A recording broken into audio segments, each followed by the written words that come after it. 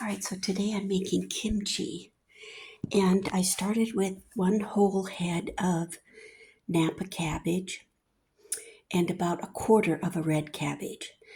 And then this has been sitting with about a quarter cup of salt, and I use a French sea salt that's gray and very grainy. It slowly breaks down, and it just seems to help the cabbage, ferment really quickly. And you can see there's already, look at all the juice already. And it's only been sitting here for probably, 20 minutes. So I put this plate on top. And what I do, now normally, after I'm done with all this, I'll pack it in this crock. But in the meantime, I set this crock on here to help press out the juices out of the cabbage. So that's my little setup. And then in this bowl, let me turn the light on. In this bowl, I have a little bit of kale, carrot, radish. You're supposed to use daikon radish, but I didn't see that in the store, so I just used the farmer's market radishes, and they actually were pretty hot. And then I did broccoli in there, green onions, and what else is in here?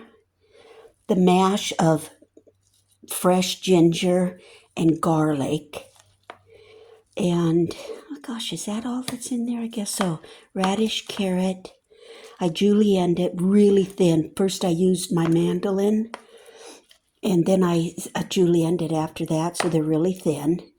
And then this will mix in with the cabbage after it gets like really flat and all the juices are out of it.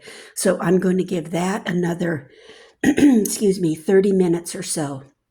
And also in here, I have this kimchi seasoning.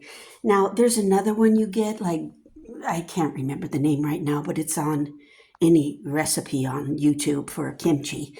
But this works really good for me. It has all the other ingredients in it, and it makes a great sauce. It's a little bit on the spicy side, so I might end up adding a tiny bit of sugar to it, which is not uncommon. And a lot of times they'll make a paste with rice flour, but I kind of like it more like almost like a sauerkraut texture. So this is how I make mine, and it turns out really, really good every time. So after about 5 days, it's going to be completely flat, and I'll probably end up with a pint. And this dish here, which is good, that must be 4 quarts at least. Could even be 6. It was filled to the top. So that's how quickly it'll bring out the juices, the water and stuff. So anyway, that's my project today. If I ever get done with it, maybe I'll post another picture on this link later on to show you how it ends up looking. Okay, that's it.